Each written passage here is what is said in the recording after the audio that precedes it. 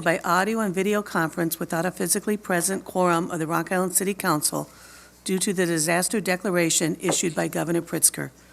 Because of this order related to COVID-19 public health concerns affecting the state and the city, the mayor has determined that in-person meeting at City Hall with all the participants is not practical or prudent.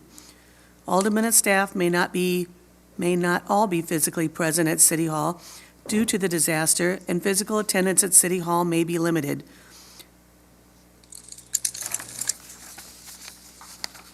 To participate remotely, actually, you can do this on YouTube, our YouTube channel, or on rigov.org. All right. We need to do a roll call. Alderman Clark? Here. Alderman Hurt? Alderman Hurt?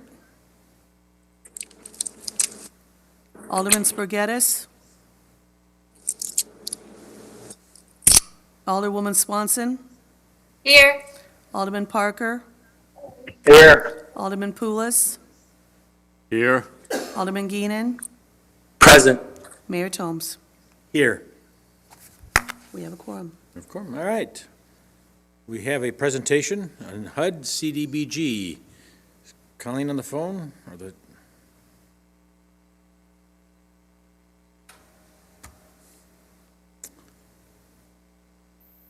Colleen, are you there? Our presenter did have some personal issues that we weren't too sure, but she said she'd be here, so.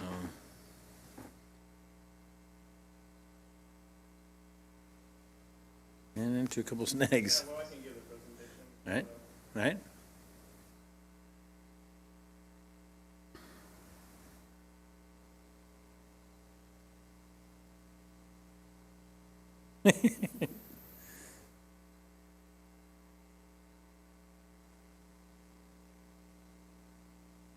You got that? Thank you. Yeah. That's what I was following this. You missed part. All right, until Colleen gets here, I'll start the presentation. So this is that Colleen that just popped on? No, that was Alderman Hurt. Okay, thanks. Oh, here she is. Nope. Colleen? Hi, I'm sorry, I'm late. That's all right. You're fine. Oh, Are you ready to do this, or you need some time? Yes, sir, I am ready. Okay, it's all yours. All right, so we are going to begin the annual action plan process for our 2021 CDBG funding. I've outlined for you how HUD, what the formula they use to provide us with that funding. And as you can tell, we have 50% of that is based on our age of housing, 20% is on growth lag, and 30% is on population. And so when I develop the budget, I'm using these percentages to allocate funds. If you have any questions about that, let me know. Can you go to the next slide, please, Tim? Thank you. So for the total project budget, for just projects, this is just projects, does not include staff salaries, we are allocating $1,307,212. And based on the projects that we've identified, we pretty much fit, we're spot on with our percentages. Next slide, please. Thank you. So I have estimated our 2021 budget, and this is what went, oh, I'm sorry. I didn't change it to 21. I apologize. Anyway, I've estimated our budget at $1,250,000. we will not find out how much HUD money we actually will get until sometime in April or May. So in order for us to be able to do the 2021 budget, I have to provide an estimate. And so this is what, where I landed. And so the way HUD looks at this is if I'm 10% over my estimate, so I've estimated this, and we get our funding, if I'm 10% over or I'm 10% under, I have to come back to council and we have to redo all of this. So I try to, you know, I'm pretty good about estimating where we're going to be and not be 10% over or under. What we have left from previous years, we're getting better. We're getting this money spent. When I got to this job in September of 2016, we were sitting on over $3 million worth of previous year funds. And we are now down to $473,616. This also is an estimated number because I am now closing out 2020. So this number could actually increase slightly based on what we didn't actually completely spend out. So I just want you to be aware of that. So based on what I'm taking to the annual action plan to start, we're going to have $1,723,616 to allocate to projects. Next slide, please. Colleen, can you explain what it means to be an entitlement community? Sure. So in 1970, so CDBG started out not as HUD, what didn't exist, CDBG didn't exist, and they just had programs. The funding was under a different department, and that's how Martin Luther King Center actually got built. The program that Martin Luther King Center got built under, they went back, they said, this doesn't work. And they went back to the drawing board and they took all these different different agencies and combined them into housing and urban development. And then it was a competitive grant process. So then HUD said, well, you know, we have communities that struggle all the time. So instead of making them, you know, be in a competitive pool of dollars, let's provide entitlement dollars. Because originally HUD funneled all the money to the states, and then the states dispersed it through a competitive process. So HUD decided to go and kind of subvert the state side and create entitlement communities. In 1973, the city of Rock Island was made the first entitlement community in the Quad Cities. The next year, Moline and Davenport followed. And so by creating these entitlement communities, they identified the fact that some communities struggle. They struggle with growth. They struggle with housing, all those things that we struggle with. Now, we used to be an A formula, and then they phased A formulas out, and they went to the B formula pattern. And as I said before, so when they give us this money, they're expecting us to allocate the funds based on that formula. Is that okay? Did that explain it? Or do you? No, that's good. I just wanted to let the council know that we do get this money every year. And as Colleen mentioned, when she came here and we had $3 million balance of unspent previous funds, we were in danger of losing our entitlement community status. And we would not have received money up front. We would have had to expend it and then apply for it to be reimbursed. So it's a huge deal that we got that number down. Well, and what would have happened actually, had we lost our entitlement status, any project that we wanted to do, we could only do it on a project by project basis, and we would have to apply directly to the state for those funds. And it would not be in the amount that we have here. So, next slide, please. So this is our breakdown of just the $2,250,000. So this is in the 2021 budget. You all voted on this back in December to approve this budget. If you'll notice, program administration, that is at a 20% cap. If you do the math, you'll see that the amount that's budgeted there does not meet that cap. But we budgeted what we think we're going to need. So then we funneled the rest of that into projects. Public service. So HUD says, okay, entitlement community, you can spend up to 15% of your entitlement dollars on public service. Well, at some point, and maybe Jerry could answer this, because I don't have this history, but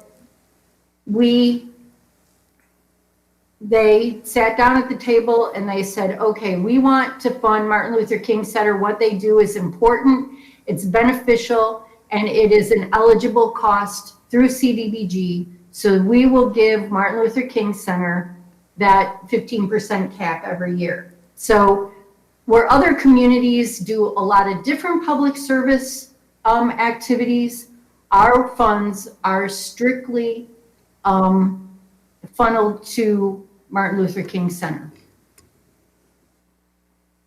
And then, correct me if I'm wrong, Colleen, but then and that's why sometimes we get requests for these funds to go to other nonprofits, and it's not available because we would exceed the 15% cap. Is that right, Colleen? That is correct. And they watch that like a hawk.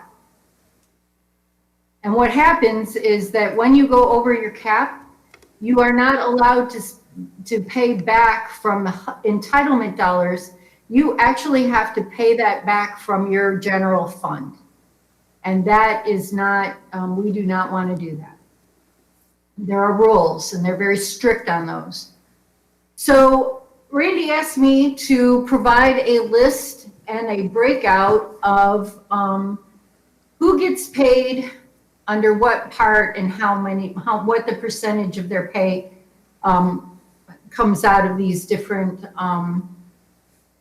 categories in the budget. And as you can see, you know, I'm really proud of the fact that the majority, the lion's share of our dollars go towards projects, and that's what HUD wants to see. They do not want to come in and audit us and find out that we're using more of our money to pay salaries than we are to do projects, because that defeats the purpose and the mission of HUD. So, you know, I think that we do a great job of making sure that we're spot on in how much we're spending for salaries and all that kind of stuff. Does anybody have any questions about this slide? Next slide, please. Okay, so this slide, it parses out what we have allocated for the funds that are from previous years. One of the things that I have wanted to do since I got here is to do full home rehabs. It goes towards our affordable housing matrix, and this is something that HUD is very serious about. Affordable housing, making it, providing it, making it accessible. And we happened to find, we bought this house at tax auction, and they were actually going to demo it. And Miles and I started looking at it, and we're like, whoa, whoa, whoa, this is a great house for rehab. It's in a perfect place for rehabilitation. And talked to Randy and said, can we give this a go? So what we want to do is do 2 houses a year. We'll start there. And 2 houses for us is big. One house, I reached out to Community Home Partners. I reached out to them early on in this. And I told them what we wanted to do and how we could work with their Thrive families to get them into an owner-occupied, affordable housing, owner-occupied property. And they're on board. They're all about it. And then the other home, we want to rehabilitate for an income-qualified veteran. We got an award, and the mayor can attest to this, in the Quad Cities. It was Quad City-wide. We've ended homelessness, veteran homelessness in the Quad Cities, and that's an amazing thing to be able to say. And we should all be very proud of that. But at the end of the day, veterans still need owner-occupied opportunities. I reached out to Allison Hanna from the VA, and she is like so on board with this. She's just like, oh my God, we could do this. And one of the things that we want to do with this is identify the veteran. And if they have disabilities, then we want to rehabilitate the home so that it meets their disability needs. So that's, we're looking at that. And I'm very proud of the team I work with, and I know that we can do this. One of the things that I want to point out is that, we got $175,000 from Illinois Development, IDA, Development Housing Authority, whatever it is. And we're going to use that to offset the costs for this program so that we have money to leverage. So, at the end of the day, we have $425,000 to start this program. And I'm very excited about that. That's where we're going with this. Now, the second one, Solomon Holmes Environmental Remediation. This amount is actually part of their development package. This is a totally eligible cost for HUD because they're doing affordable housing. And so this is a great way to spend that money in this remediation. So we've plugged that in, and this will be part of the development agreement. And then the Halbridge Carriage House ADA bathrooms. So this one could be more, it could be less. Right now, we just, I got this number from the architect, but I don't know. Some things have to happen between the architect and the Friends group, and then they just need to tell me, and then we'll go from there. I will say this. I have rules attached to this money. The Halberg estate is owned by the city, and HUD will only allows HUD money to be spent on the removal of architectural barriers for city-owned properties. So what I'm doing here is only what I can do. And so, but we'll see where it goes and how it all plays out. And then the rest of it, the other 81,616, that is put into public facilities, which can be spent on parks. It can be spent on public improvements. So as things come up, then we'll look at how to allocate those funds. Next slide, please. So at the end of this is what our total proposed budget is. And this is what I will be putting into the annual action plan to go out for public comment. So how the rest of the process will work, and you guys have been with me on this, some of you not as long as others, but so the next step is for me to write the annual action plan. I will go out for public comment. I bring the stakeholders to the table and I get their input on need and what they're seeing out there. And other public input from, neighborhoods and different organizations. And then I put this whole thing together in a report to be submitted to City Council. You will get it. You will be able to read it. You will approve it. And then it will go to HUD. It will be submitted to HUD for approval. So that's the process. Are there any questions? This is Alderman Poulos, and the question I have, and first of all, thank you for all that you're doing here. The question that I have is with regard to the veteran, who weighs in on that? Are you working with the Veterans Administration or anyone? I am. Allison Hanna, she is with the VA. Okay. She does Mercer, Henry, Rock Island County, VA. She's part of our continuum of care. That's another role that I fulfill is I am our the Rock Island liaison for the continuum of care. So I'm involved in where we have a voting seat at the table. And so I am involved in homeless issues. I'm involved with rapid rehousing. I'm involved with VA issues. So I'm, in the Northwestern Illinois continuum of care covers like 15 counties, and so, we're all working together to make this happen.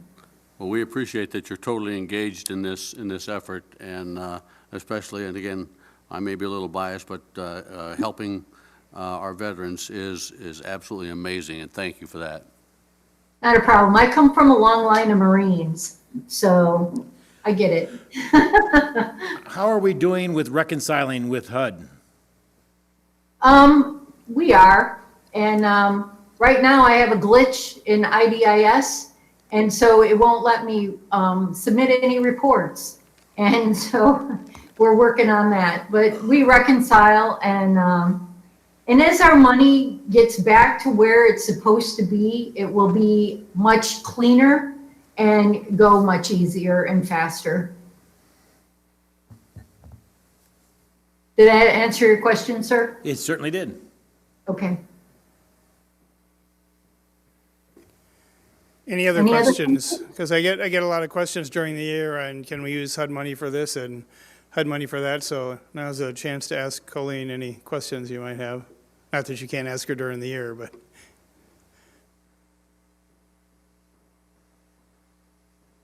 Quiet group.